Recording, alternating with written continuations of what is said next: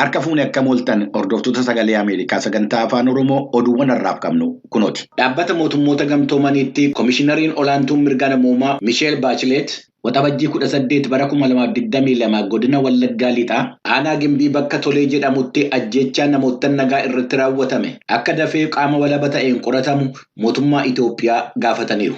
Haleellaa raawwatame kanaan namoonni gosa saba Amaaraa ta'an dhibbaan lakkaa'aman ajjeefamanii 2,000 ol kan ta'an immoo jireenya isaanii irraa buqqa'aniiru kan jedhe ibsi Michelle Bachelet namoottan miidhaan irra ga'e caalaan isaanii dubartootaa fi ijoolleewwan akka ta'e beeksisee jira.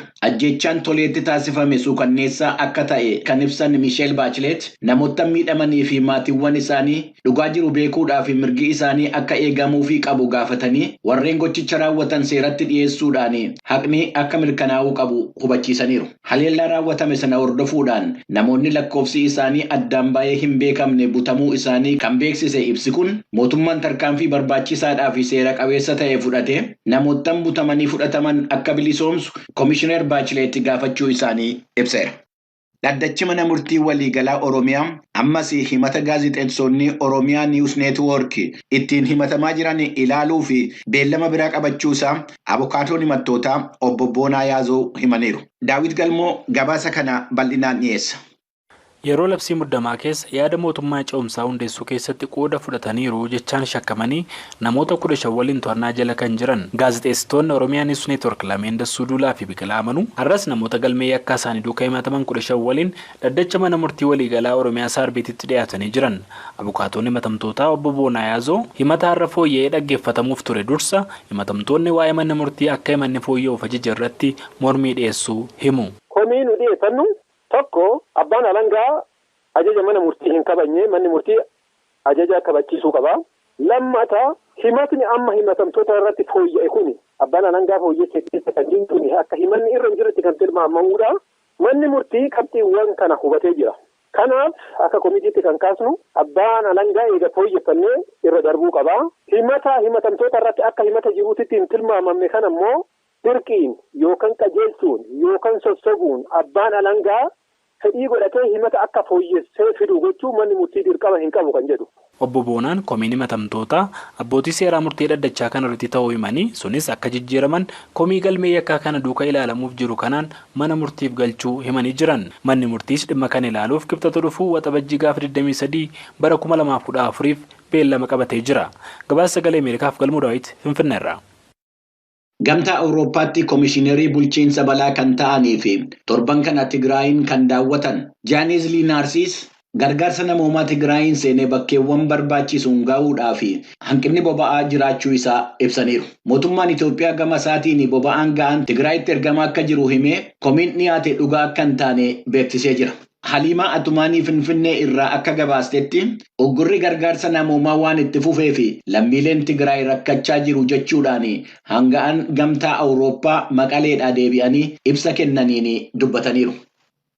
There is a need to lift restrictions, especially on the provision of fuel. More fuel is needed because without it, even this food... Dhorkaan karaa boba'aatiin jiru akka ka'u ni barbaadama.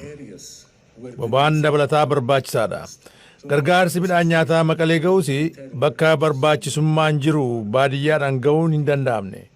Haalli amma jiru kana. Manneen kuusaa gargaarsa namummaa Maqalee keessa jiran guutuudha. Garuu uummanni baadiyyaa keessa jiru ammayyuu beela'aa jira.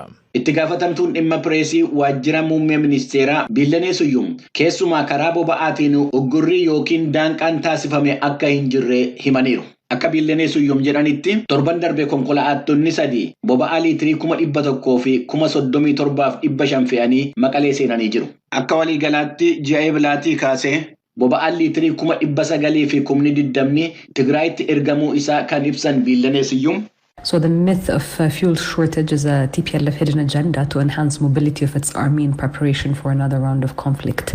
Hence, there are no fuel sanctions. Hanqinni boba'aa jira dubbiin jedhu ajandaa dhokataa TPLF qophii walitti bu'iinsa marsaa biraatii taasisaa jiruuf loltoota isaa ittiin kakaasuuf qopheesse. Uggurrii boba'aarraa godhameen jiru komiin akkanaa qulqullina dhugaarratti hundaa'een laallamuu qaba. Waajjirri dhimma alaa bulchiinsa Tigraay fuula Tiwiitarii isaa irratti akka jedhetti ji'a eebilaatii asii boba'aan Tigraayin seene liitirii 700 fi 70 qofa akka ta'e ibseera. Warshaan uffataa paarkii industirii hawaasaa keessatti argamu Beest Corporation hojjettoota 3,000 hojii dhaabsisuun isaa ibsamee jira. Waliigalteen daldalaa Yuunaayitid Isteetsii fi biyyoottan Afrikaa gidduu jiru yookiin agawaa jedhamee isa beekamu keessatti Itoophiyaan akka hin hirmaanne mootummaa Yuunaayitid Isteetsii uggura kaa'een kan ka'e warshichi oomisha isaa bakka itti gurguru dhabuu isaa kan ibse gabaasni Yoonaataan Zabidiyoos warshichi carraa agawaatti fayyadamuudhaan oomisha isaa harka 100 gabaa Yuunaayitid Isteets irratti dhiyeessaa ture jedheera. Itoophiyaatti hojii raawwachiiftuu Yuunaayitid Isteets kan ta'an Ambaasaadder Tireesii Jaakobsanii fi deetaan ministeera dhimma alaa Itoophiyaa Ambaasaadder Tasfaayee Ilmaa waa'ee agawaa kanarratti dhiyeenya kana marii taasisuu isaanii ministeerri dhimma alaa Itoophiyaa beeksisuu isaatii fi Yuunaayitid Isteets murtoo Itoophiyaa waliigaltee agawaa keessaa haquu irra deebitee akka ilaaltu mootummaan Itoophiyaa gaafachaa jiraachuu isaa Yoonaataan Zabidiyoos hawaasaarraa gabaaseera. Kun sagalee Ameerikaati. Mootummaan Biriteen gaanfa Afrikaatii fi naannoo galaana diimaatti jiila addaa ramaduu isaa kamisaarraa beeksisee jira. Akka gabaasni ajaansi Firaansi Pirees jedhetti jiilli addaa Biriteen ramadde Saaraa Moontogomorii kanaan dura embaasii Biriteen Waashingtan DC'tti argamu keessa kan hojjechaa turan yommuu ta'u, kutaa dhimma nageenyaa Yuunaayitid Kingdom jalatti waa'ee Yemanii fi Iraan irratti hojjechaa kan turanidha. Chaayinaan ji'a guraandhalaa keessa gaanfa Afrikaatti kan ramadde jiilli addaa torban darbe walgahii biyyoota gaanfa Afrikaa Finfinnee keessatti taasifame irratti argamuudhaan dhimma nageenyaa fi tasgabbii gaanfa Afrikaa irratti ejjennoo biyyi isaanii qabdu ibsuun isaanii gabaasameera. Yuunaayitid Isteets gama isheetiin dhiyeenya kana jiila addaa gaanfa Afrikaa ta'anii akka hojjetan Maayik Haamer ramaduun ishee ni beekama. Walga'iin hooggantoota biyyoottan gamtaa Awurooppaa kamisa har'aa fi jimaata borii Biraasels keessatti taasifamu Yuukireen miseensa gamtichaa ta'uudhaaf akka kaadhimamtu murteessuudhaan alatti weerara Raashaan Yuukireen irratti raawwatte hordofuudhaan sadarkaa addunyaa irratti rakkinni wabii midhaan nyaataa irratti uumamee fi gargaarsa dabalataa karaa diinagdeetii fi waraanaatiin Yuukireeniif kennamuu qabu irratti akka mari'atu gabaasameera. Pirezidaantiin Yuukireen Volodymyr Zeleniskii kaleessa galgala ergaa viidiyoodhaan dabarsaniin gamtaan Awurooppaa akka biyya isaanii miseensummaadhaaf kaadhimu roobii kaleessaa hooggantoota biyyoottan Awurooppaa 11 wajjin haasa'uun isaanii himameera. Yuukireen biyyoottan miseensa gamtaa Awurooppaa 27 kaadhimamtuu ta'uun ishee fudhatama argatus miseensa guutuu ta'uudhaaf garuu yeroo dheeraa akka itti fudhatu gabaasameera. Hordoftoota keenya oduuwwan har'aaf qabnu kanuma qophiilee keenyaaf ani wajjin turtii gaarii. Waldhaba gujiidhaa fi burjii hedduutti uumame jaarsummaadhaan hiikuuf maanguddoonni Booranaatii fi saboota ollaa yaalaa jiraachuu abbaa gadaa Jiloo Mandhoo VOA'tti himaniiru. Caamsa darbe keessa aanaa addaa burjii magaalaa Sooyyamaa keessatti Oromoota gujii lixaarraa gabaadhaaf achi turan irratti haleellaa raawwatameen namoonni 10 du'uu 6 immoo miidhaan irra gahee yaalamaa jiraachuun gabaafameera. Aanaan addaa burjii haleellaan kanaan walqabatee amma ammaatti namoonni shakkaman 70 ol to'annaa jala oolfamaniiru jedhus jiraattonni garuu ammas nageenya amansiisan daangaa karaa lamaan irratti akka mul'anne dubbatanii Galmoo Daawit gabaasa dabalataa qaba.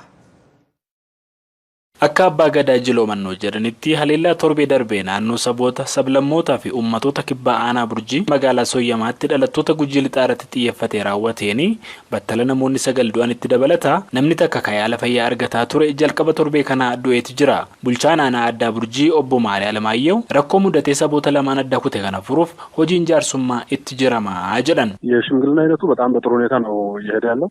በተለይ እኛ የቡርጂ ሽማግሌዎች ይሄ በፍጹም የቡርጂን ህዝብ የማይወክል አጋጣሚ ሆኖ ደግሞ የገበያ ዕለትም ስለነበረ በገበያው ሁለት ወንጀለኞች ከተለያዩ አካባቢ ነው እንግዲህ ገበያ የሚገቡት በምርመራ ሂደትም እየደረሰንበት ያለው አብዛኛው ከተለዩ ተጠርጣሪዎች ጃርሱማን ኩን ሀለ ጋሪኒ ከንኒት ፉፌ ጅሩ ጃሮሊን ቡርጂ ጎቹ ኩን ፌደ ኡመተ ኬኛ ሚቲ ጀቹን አከሱመስ ጋፈስ ጉያን ጉያ ገባዋን ጤፍ ነሞትኒ በላ ጌጌሱ ረት hirmaatan illee ni jirani kanaaf araara buusuuf jaarroleen Booranaa Gabraa Geediyoof Koonsootti jiru. Kanaaf isaaniif hangoota mootummaa nuuf tumsaa jiraniif galata dhiyeessuun barbaada. Obbo Maareen namoonni gaafas gocha ajjechaa kana irratti hirmaatanis to'annaa jala oolaa akka jiran eerani. አሁን ኦልሞስት 2 ሳምንት ገደማ በተሰራው ስራ 107 ሰው ነው የተለየው።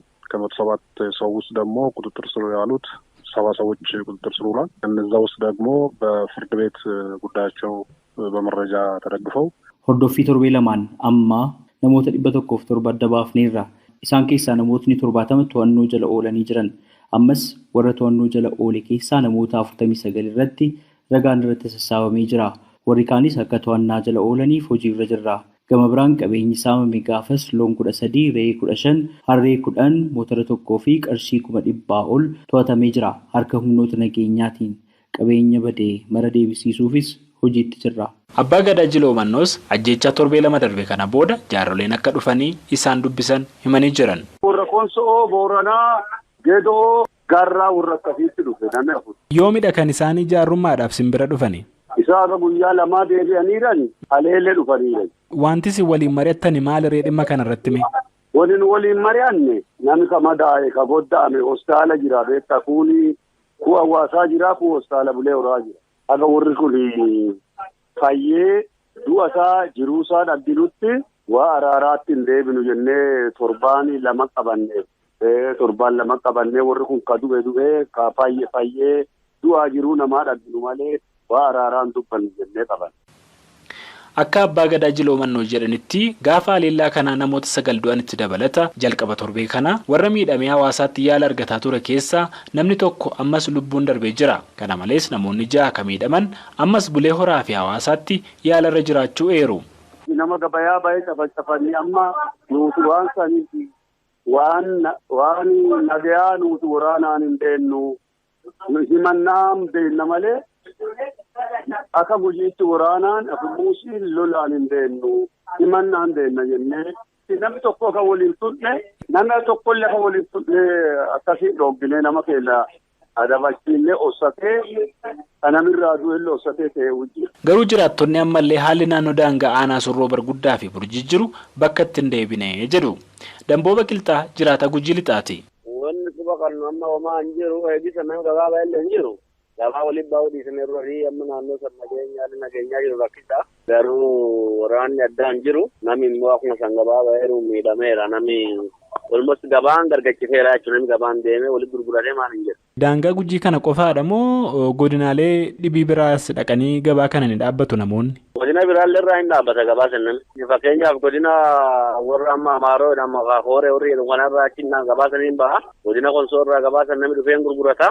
Gujiillee irraa dhaqee namni akkasuma gurgurataa jiru namni hedduun gabaan dhaqan. Inspektar Olaanaa Nugusee Lammaa hoogganaa qajeelcha poolisii Gujii Lixaati. Haala ergaa ajjeechaa torbee lamaan dura as jiru aangawoota burjii waliin taane hordofaa jirra jedhan. Waan uummanni gabaa walii dhaabbachuu dhiisuu ilaalchisee wanti kun haga araarri guutuun bu'utti akkasumaan ta'uu malee jedhu. Jaarroleen amma dubbii jalqabde kun xumurtee uummata kana walitti fiddee jaarsa biyyaa dargaggeessa dubartii walitti fiddee dhimmicha hagan guduunfinitti amma walitti deemuun rakkisaadha. Amma isa kana walitti fiduuf jaarroleen hojiin hojjechaa jirtu jira. Isa kana xumura isaa yoo irra hin ga'iin callisee uummanni amma gabaa walitti deemuun rakkisaa. Kanaafuu lubbuun namaatiif darbee waan ta'eef namni irraa du'elleen miira gaariin dhufee hin dubbisu inni nama ajjeeses tasgabbaa'ee dhufee namatti dhufee nama waliin gabaa gaggeessuu waan hin dandeenyeef dhimmichi kun ariifannaan jaarroleen akkasiin daftee xumurtu nullee dhiibbaa godhaa jirra. Gama kanaan nuyis ga'ee keenya kallattii kanaan bahaa jirra. Kanaan wal qabatee akka ariifatee uummanni kun walitti dhufee rakkoo isaa waliin aadaa isaatiin dubbii xumuratee ka seera akkuma jiru ta'ee gama aadaatiin immoo wantoota xumuramuu qaban xumuranii akka uummanni kun hawaasi kun akkuma duraan waliin jiraatu. Akkuma duraan gabaa walitti dhufee walirraa bitee walitti gurguratu san akka inni taasifamuu fi dhiibbaan nu godhaa jiru kan jiru ta'uu isaati. Inspektar Olaanaa Nugusee Lammaa gidduutti ta'een akkasii akka hin mudannee fi waloon hojjetaa jiraachuus dubbatanii jiran. Gabaasa Sagalee Ameerikaaf Galmuu Daawit Finfinneerraa.